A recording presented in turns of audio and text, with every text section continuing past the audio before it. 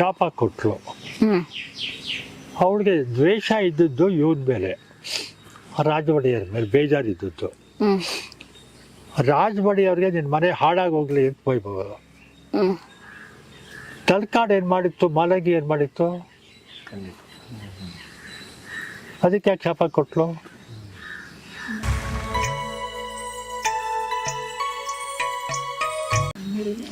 ಅಲ್ಮೇಲ ಬಾನ್ ಅವಳು, ಅವನ ಹೆಂಡತಿ ಹೆಸರು, ಹ್ಮ್ ರಾಜ ಒಡೆಯರ್ ಹೆಂಡತಿ. ಹ್ಮ್ ಅವಳು ಹ್ಮ್ ಮುಮ್ಮಡಿಯವರ ಪುಸ್ತಕ ಒಂದು ಬಿಟ್ಟರೆ ಹ್ಮ್ ಶ್ರೀಮನ್ ಮಹಾರಾಜರ ವಂಶಾವಳಿ, ಇದು ಯಾವ ಇತಿಹಾಸದ ಪುಸ್ತಕದಲ್ಲೂ ಅವಳ ರೆಫರೆನ್ಸ್ ಇಲ್ಲ. ಹ್ಮ್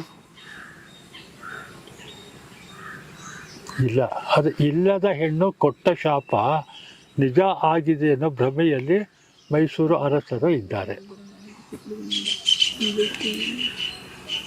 ಹೈಮದನರಾವ್ ಅವನ ಗೆಜೆಟಲ್ಲಿ ಬರೀತಾರೆ, ಶ್ರೀ ವೈದ್ಯನಾಥೇಶ್ವರ ದೇವಸ್ಥಾನ ತಲಕಾಡು ಇದರಿಗೊಂದು ದೊಡ್ಡ ವಿಶಾಲವಾದ ಕಲ್ಲು ಮಂಟಪ ಇದೆ.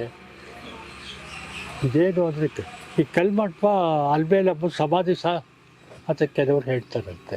ಹ್ಮ್ ದೇವಸ್ಥಾನದ ಅಕ್ಕಪಕ್ಕ ಯಾರೂ ಸಮಾಧಿ ಹೆಣ ಸುಡಲ್ಲ. ಹೌದು. ಹೈಮದನರಾಯ ಇಲ್ಲ, ಅದು ನಂಬಕ್ಕಾಗೋಲ್ಲ. ಜನ ಆ ಥರ ಹೇಳ್ತಾರೆ, ಜನ ಕೂತ್ಕೊಳ್ಳೋಕ್ಕೆ ಕಲ್ಮಂಟಪ ಕಟ್ತಾರೆ. ಹ್ಮ್ ಅದು ಬಿಟ್ಟರೆ ಎಲ್ಲೂ ಇಲ್ಲ. ಹ್ಮ್ ಅದು ಬೇಡ, ಅದು ಡೈವರ್ಷನ್ ಆಗುತ್ತೆ. ಹ್ಮ್ ಇನ್ನೊಂದು ಇದಕ್ಕೆ ಸಂಬಂಧಪಟ್ಟಂತ ಹೇಳಿ ಮುಗಿಸೋದಾದರೆ, ಹ್ಮ್ ಮೈಸೂರು ಒಡೆಯರಿಗೆ ಮಕ್ಕಳಾಗದಿರಲಿ, ತಲಕಾಡು ಮರಳಾಗಲಿ ಮಾಲಂಗ್ಲಿ ಮಡಿವಾಗಲಿ ಅನ್ನೋದಕ್ಕೆ ಹ್ಮ್ ಸೈಂಟಿಫಿಕ್ ರೀಸನ್ಸು ಬೇರೆ ಇವೆ. ಹ್ಮ್ ಕೃಷಿಗೋಸ್ಕರ ಕಾಡನ್ನು ಕಡಿತಾನೆ ಅವನು. ಹ್ಮ್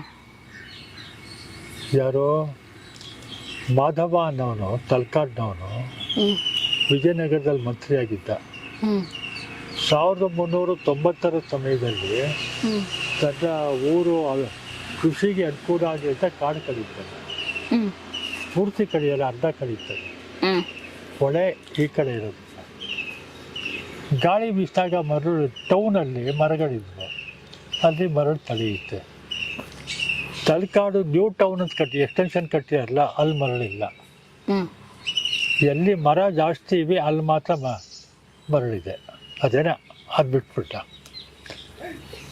ಅವಳು ಶಾಪ ಕೊಡೋದು 1617ರಲ್ಲಿ, ಅಲ್ಲ 1610ರಲ್ಲಿ ಅವಳು ಶಾಪ ಕೊಟ್ಬಿಟ್ಲು. ಹ್ಮ್ ಶಾಪ ಕೊಟ್ಟು ಹೊಳೆಗೆ ಹೋಗಿ ಮುಳುಗಿಕೊಂಡ್ಳು. ಹ್ಮ್ ಇವನು ಪಟ್ಟಕ್ಕೆ ಬಂದದ್ದು 1610. ಹ್ಮ್ 1617ರಲ್ಲಿ ರಾಜ ಒಡೆಯರು ಸಾಯ್ತಾನೆ. ಹ್ಮ್ ಸಿನಿಮಾ ಹ್ಮ್ ಸಾಯುವಾಗ ತನ್ನ ದಳವಾಯಿಗಳು, ಮಂತ್ರಿಗಳು, ಆಸ್ಥಾನ ಜನ ಎಲ್ಲರ ಕರೀತಾನೆ. ನೋಡಿ, ಈಗ ನಾನು ಸಾಯ್ತಾ ಇದ್ದೀನಿ, ನನ್ನ ಮಗ ಕಾಳಗದಲ್ಲಿ ಸತ್ತೋಗಿದ್ದಾನೆ, ನನ್ನ ಮಗನ ಮಗ ಇದ್ದಾನೆ, ಹ್ಮ್ ಈಗ ನನ್ನ ಮೊಮ್ಮಗಗೆ ನೀವು ಪಟ್ಟ ಕಟ್ಟಿ. ನನ್ನ ಕಿರಿಯರಾಡಿ ತಿಬ್ಬಾಜಬ್ಬಣ್ಣಿ 6 ತಿಂಗಳ ಗರ್ಭಿಣಿ, ಹ್ಮ್ ಅವ್ರಿಗೊಂದು ಗರ್ಭಗೂ ಆಗುತ್ತೆ. ಹ್ಮ್ ನನ್ನ ಮೊಮ್ಮಗನ ನಂತರ ನನ್ನ ಮಗನಿಗೆ ಪಟ್ಟ ಕಟ್ಟಿ ಹ್ಮ್ ಅಂಥೇಳಿ ಸತ್ತೋಗ್ತಾರೆ. ಹ್ಮ್ ಆ ಥರ ಮೊಮ್ಮಗನಿಗೆ ಪಟ್ಟ ಕಟ್ತಾರೆ. ಹ್ಮ್ 3 ತಿಂಗಳಾದ ಮೇಲೆ ತಿಬ್ಬಾಜಮ್ಮನಿಗೆ ಒಂದು ಗಂಡು ಮಗು ಆಗುತ್ತೆ. ಇಮ್ಮಡಿ ರಾಜ ಒಡೆಯರ್ ಹೆಸರಿಡ್ತಾರೆ. ಹ್ಮ್ ಮೊಮ್ಮಗನ ಸಾವಿನ ನಂತರ ರಾಜ ಒಡೆಯರ್ ಮಗನಿಗೆ ಪಟ್ಟ ಕಟ್ತಾರೆ. ಹ್ಮ್ ಇಮ್ಮಡಿ ರಾಜ ಇಮ್ಮಡಿ ರಾಜ ಒಡೆಯರ್ ಹ್ಮ್ ಹ್ಮ್ ಇತಿಹಾಸ ಇದೆ. ಹ್ಮ್ ಅವರು ಮೊಮ್ಮಗ 10ನೇ ರಾಜ, ಮಗ 11ನೇ ರಾಜ. ಹ್ಮ್ ಅವ್ರು ಶಾಪ ಕೊಟ್ಟದ್ದು 1610ರಲ್ಲಿ. ಹ್ಮ್ 17ರಲ್ಲಿ ಅವ್ನಿಗೆ ಮಗ ಹುಡ್ತಾ. ಹ್ಮ್ ಹ್ಮ್ 7 ವರ್ಷದಲ್ಲಿ ಅದೇನೋ ವೀಕ್ ಆಗಿಬಿಟ್ಟಿತ್ತ ಶಾಪ. ಹ್ಮ್ ಹ್ಮ್ ಅವ್ನ ಸ್ವಂತ ಮಗ. ಹ್ಮ್ ಹ್ಮ್ ಅದು ಬೇಡ, ಅದು ಬೇರೆ ವಿಷಯ. ಇಲ್ಲಿ ಈ ಸೆಕೆಂಡ್ ರಾಜತ್ವ ಬಂತಲ್ಲ, ಹ್ಮ್ ಅದರಲ್ಲಿ ನಾವು ಪ್ರಮುಖವಾಗಿ ಯದುವಂಶದ 25 ರಾಜರಿಗೆ ಗಮನಿಸಬೇಕಾದ್ದು, ಹ್ಮ್ 2ನೇ ಹಂತದಲ್ಲಿ ಹ್ಮ್ ಆ ರಾಜ ಒಡೆಯರು ಹ್ಮ್ ಅವನ ಮೊಮ್ಮಗ ದೊಡ್ಡಪ್ಪನ ಮಗ ಹ್ಮ್ ರಣಧೀರ ಕಂಠೀರವ, ಹ್ಮ್ ದೊಡ್ಡ ದೇವರಾಜ್ ಒಡೆಯರು, ಹ್ಮ್ ಚಿಕ್ಕ ದೇವರಾಜ್ ಒಡೆಯರು, ಹ್ಮ್ 4 ಜನ. ಹ್ಮ್ ಬೇರೆ ಕಾರಣ ಇದು ಶೌರ್ಯಕ್ಕೋಸ್ಕರ, ಹ್ಮ್ ರಾಜತ್ವಕ್ಕೋಸ್ಕರ. ಹ್ಮ್ 5ನೇವರು ಇಮ್ಮಡಿ ಕೃಷ್ಣರಾಜ ಒಡೆಯರು. ಹ್ಮ್ ಹೈದರ್ ಟಿಪ್ಪು ಪ್ರವೇಶ ಆಗೋದು ಇವನ ಕಾಲದಲ್ಲಿ, ಹ್ಮ್ ಹ್ಮ್ ಇಮ್ಮಡಿ ಕಾಲದಲ್ಲಿ. ಇಲ್ಲಿ ರಾಜ ಒಡೆಯರ್ನ ರಾಜನ ಕೆಲಸ ಏನು? ರಾಜ್ಯವನ್ನು ವಿಸ್ತಾರ ಮಾಡುವುದು ಮುಖ್ಯ. ಬೇರೆ ಪಾಳೆಗಾರರು ಚಿಕ್ಕವನ್ನ ಕೊಂದು ನಾನು ಬೆಳಿಬೇಕು ಅಷ್ಟೇ. ಆ ರೀತಿ ಅವನು ಮಾಡ್ತಾನೆ, ಬೇಕಷ್ಟು ಮಾಡ್ತಾನೆ. ದೊಡ್ಡ ದೇವರಾಜನ್ನ ನಾವು ನೆನ್ಪಿಟ್ಕೊಳ್ಳೋದು ಚಾಮುಂಡಿ ಬೆಟ್ಟಕ್ಕೆ ಹ್ಮ್ 1,000 ಬೆಟ್ಟಗಳನ್ನ ಕೆತ್ತಿಸ್ತಾನೆ. ಹ್ಮ್ ಹ್ಮ್ ಹ್ಮ್ ಕರೆಕ್ಟಾಗಿ 1,000 ಅಲ್ಲ, ಒಂದು 10-12 ಜಾಸ್ತಿ ಇದೆ. ಹ್ಮ್ ಮಧ್ಯದಲ್ಲಿ 700 ಮೆಟ್ಲಾದ್ಮೇಲೆ ನಂದಿ ಸ್ಥಾಪನೆ ಮಾಡ್ತಾನೆ. ಹ್ಮ್ ಒಂದೇ ಕಲ್ಲಿನಲ್ಲಿ ನಂದಿಯನ್ನು ಕೆತ್ತಿಸ್ತಾನೆ ಅವನು. ಹ್ಮ್ ಈ 2 ಕಾರಣಗಳಿಗೆ ಅವನನ್ನ ನಾವು ನೆನಪಿಸ್ಕೊತೀವಿ. ಹ್ಮ್ ಹ್ಮ್ ರಾಜ್ಯ ವಿಸ್ತಾರ ಮಾಡೋದು ಅದನ್ನು ಸ್ಪೆಷಲ್ ಅಲ್ಲ. ಹ್ಮ್ ಅಭಿವೃದ್ಧಿ, ಆ ರಾಜ್ಯದ ವಿಸ್ತರಣೆ ಆಗುತ್ತೆ, ಹ್ಮ್ ಜನಗಳನ್ನ ನೆಮ್ಮದಿಯಾಗಿ ಕೊಡಬೇಕು ಅಂತ ಒಂದು ಇರುತ್ತೆ, ಏನೋ ಮಾಡ್ತಾರೆ. ಹ್ಮ್ ಮಾಮೂಲಾಗಿ ಮಾಡ್ಬೇಕಾದೆಲ್ಲ ಮಾಡ್ತಿರ್ತಾನೆ, ಆಗ್ತಾ ಇರ್ತಾರೆ. ಹ್ಮ್ ನೆನ್ಪಿಟ್ಕೊಳ್ಳುವಂಥ ಕಾರ್ಯ ಮಾಡಿದವನ ಆ 2, ಹ್ಮ್ ಹ್ಮ್ 1000 ಮೆಟ್ಟಿಲು ಮತ್ತು ನಂದಿ. ಹ್ಮ್ ಹ್ಮ್ ಹ್ಮ್ ಆಮೇಲೆ ನೆನ್ಪಿಟ್ಕೊಳ್ಳೋದು ಚಿಕ್ಕ ದೇವರಾಜ ಒಡೆಯರ್. ಅವನ ನಂತರ ಬರ್ತಾನೆ ಚಿಕ್ಕ ದೇವರಾಜ, ಹ್ಮ್ ಅಪ್ರತಿಮ ಶೂರ. ಅವನು ಹ್ಮ್ ನವಕೋಟಿ ನಾರಾಯಣ ಅಂತ ಕರೀತಾರೆ. ಹ್ಮ್ ಪ್ರತಿದಿನ 1 ಕೋಟಿನ, ತಿಂಗಳು 1 ಕೋಟಿ ಹಣ ಬರ್ದೇವ್ರು ನಿದ್ದೆ ಬರ್ತಿರ್ಲಿಲ್ವಂತೆ. ಹ್ಮ್ ಬಹಳಷ್ಟು ಜನ ಮಂತ್ರಿಗಳು, ಮುಖ್ಯಮಂತ್ರಿಗಳಿದ್ದಾರೆ. ಹ್ಮ್ ಅವ್ರಿಗೆ ಪ್ರತಿ ರಾತ್ರಿ ನನಗೆ ಒಬ್ಬರು ಮುಖ್ಯಮಂತ್ರಿ ಗೊತ್ತು, ಹೆಸರು ಹೇಳಲ್ಲ, ನನ್ನ ಕ್ಲಾಸ್ಮೇಟು. ಹ್ಮ್ ಮೈಸೂರಿದ್ದಂಥ ಅವ್ರ ಪಾಳೆಗಾರ ಒಬ್ಬ ಹ್ಮ್ ಇನ್ಚಾರ್ಜ್, ಅನ್ಅಫಿಷಿಯಲ್ ಇನ್ಚಾರ್ಜ್. ಹ್ಮ್ ಪ್ರತಿದಿನ ರಾತ್ರಿ 12 ಗಂಟೆಗೆ ಅವನು ಇವತ್ತು ನಮ್ಮ ಅಮೌಂಟ್ ಬಂತು ಸಾರ್ ಅಂತ ಫೋನ್ ಮಾಡಬೇಕು. ಅಬ್ಕಾರಿಯಿಂದ ಅಲ್ಲಿಂದ ಇಲ್ಲಿಂದ ಬರಬೇಕಲ್ಲ, ಅದು ನೋಡಿದ್ದೀವಿ. ಆ ರೀತಿಲಿ ಅವನು ಮಾಡ್ತಾನೆ, ರಾಜ್ಯ ಬೆಳೆಸ್ತಾನೆ, ಸಾಹಿತ್ಯಕ್ಕೆ ಬೆಲೆ ಕೊಡ್ತಾನೆ. ಹ್ಮ್ ಸಂಜೀವನಮ್ಮ ಅವನ ಸ್ಥಾನದಲ್ಲಿದ್ದವಳು, ಹ್ಮ್ ವಿವಿಧ ಕಲೆಗಳಿಗೆ ಪ್ರೋತ್ಸಾಹ ಕೊಡ್ತಾನೆ. ಅಪ್ರತಿಮ ಶೂರ ಅಷ್ಟೇ. ಇವಾಗೆಲ್ಲ ಈ ಶ್ರೀರಂಗಪಟ್ಟಣದಲ್ಲೇ ಇರ್ತಾರ ಅಥವಾ ಮೈಸೂರು ಶಿಫ್ಟ್ ಆಗಿರ್ತಾರ? ಶ್ರೀರಂಗಪಟ್ಟಣ ಅವ್ರ ರಾಜಧಾನಿ. ಹ್ಮ್ ಹ್ಮ್ ಮೈಸೂರಿಗೆ ಹೋಗೋದು ಬರೋದಿರುತ್ತೆ. ಹ್ಮ್ ಹ್ಮ್ ಹಂಗ ಶ್ರೀರಂಗಪಟ್ಟಣದಿಂದ ಅರಮನೆ ಇರ್ಬೇಕು ಇತ್ತು. ಇವನಲ್ಲಿ ಒಂದು ಕಲಾ ಪೋಷಕ, ಅವನೇ ಸಾಹಿತ್ಯ ಬರೀತಿದ್ದ. ಹ್ಮ್ ತಿರುಮಲಾರಿ ಅಂತ ಅವನ ಆಸ್ಥಾನ ಕವಿ. ರಣಧೀರ ಕಂಠೀರವನ್ ಪೀರ್ಡ್ಲಿ ಹ್ಮ್ ಗೋವಿಂದ ವೈದ್ಯ ಅಂತ ಅವನ ಆಸ್ಥಾನ ಕವಿ ಇದ್ದ, ಫ್ರೆಂಡು. ಹ್ಮ್ ಒಳ್ಳೆ ಕಾವ್ಯ ರಚನೆ ಮಾಡ್ತಾನೆ ಅವನು. ಹ್ಮ್ ಕಂಠೀರವ ನರಸರಾಜ ವಿಜಯ ಅಂತ ಒಂದು ಕಾವ್ಯ ಬರೀತಾನೆ. ಹ್ಮ್ ಎಲ್ಲ ರಾಜರು ಸಾಹಿತ್ಯ, ನೃತ್ಯ, ಸಂಗೀತಗಾರರಿಗೆ ಪ್ರೋತ್ಸಾಹ ಕೊಡ್ತಾರೆ. ಹ್ಮ್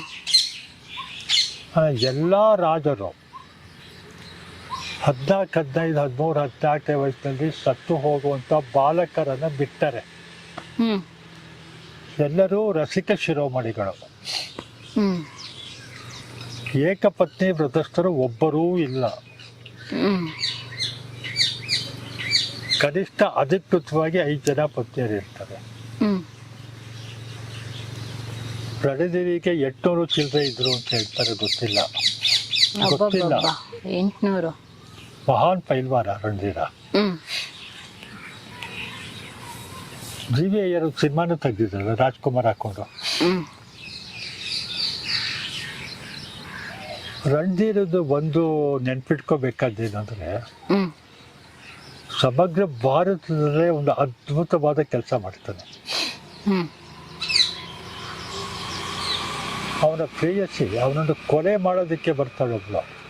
ಹ್ಮ್ ದೊಡ್ಡ ಬಣ್ಣಿ ಅಂತನೋ ದೊಡ್ಡಿ ಅಂತನೋ ಗೊತ್ತಿಲ್ಲ. ಹ್ಮ್ ತಿರುಚನಾಪಳ್ಳಿಲಿ ಅಲ್ಲಿ ಪೈಲ್ವಾನ ಸೋಲಿಸ್ತಾನೆ ಅವನು.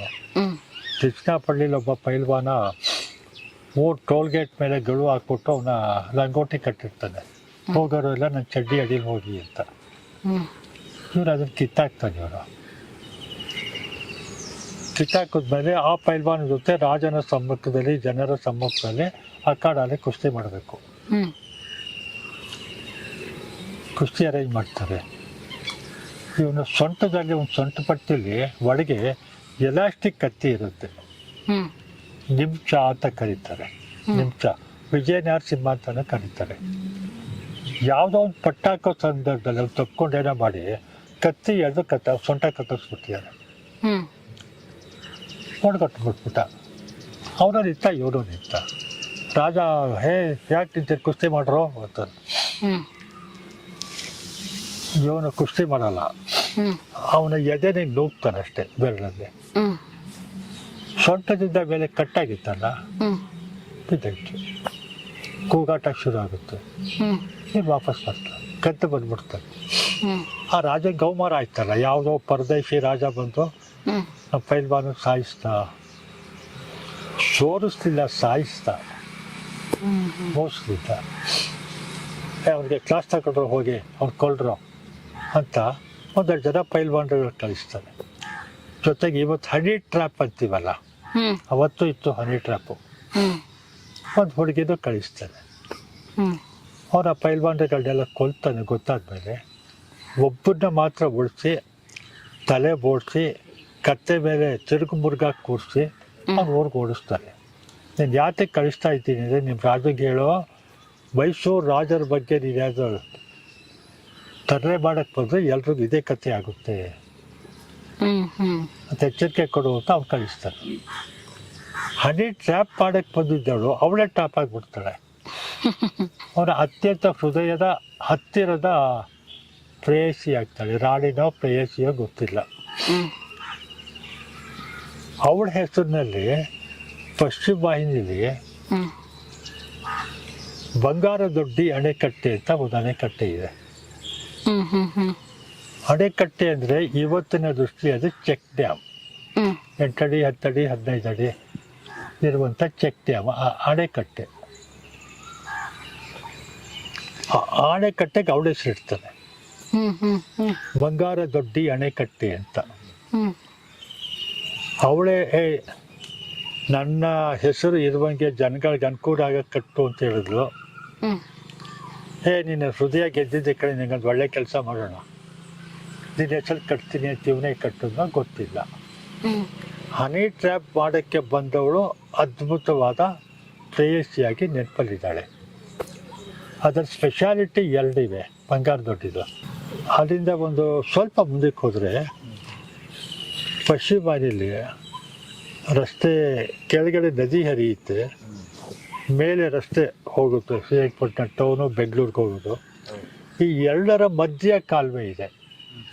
ನದಿ ಮೇಲೆ ರಸ್ತೆ ಅಡಿಯಲ್ಲಿ ಕಾಲುವೆ ಇದೆ. ಇಂಡಿಯಾದಲ್ಲಿ ಅದೇ ಫಸ್ಟ್ ಕಾಲುವೆ.